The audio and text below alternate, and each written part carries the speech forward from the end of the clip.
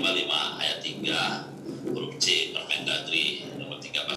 Untuk sidang tipikor di Dinas PUPR Muara Enim dengan terdakwa Bupati Muara Enim nonaktif Ahmad Yani mengagendakan pemeriksaan terdakwa. Sesuai protokol kesehatan COVID-19, sidang dilakukan lewat telekonferensi dengan terdakwa mengikuti sidang dari dalam rutan. Terdakwa Ahmad Yani membantah mengetahui kardus yang dalam dakwaan dibawa Elvin Muhtar ke rumah dinasnya. Elvin merupakan kabid jalan dan jembatan sekaligus pejabat PPK di Dinas PUPR Muara Enim. Terdakwa Yani juga menyangkal penerimaan 12,5 miliar rupiah dari Robi. Terdakwa menyebut 2 unit mobil SUV dan pick-up hanya merupakan pinjaman dari pengusaha Robi pada Pemkab Muara Enim.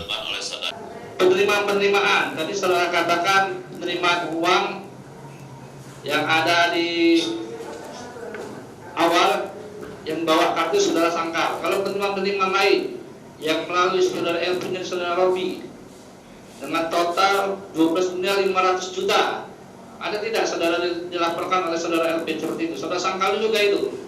Tidak ada, Pak Jaksa. Kalau terkait dengan mobil Lexus dengan mobil Tata, menurut saudara itu apa bentuknya? Itu pinjaman, Pak Jaksa. Baik. Pinjaman, jelas sekali pinjaman itu.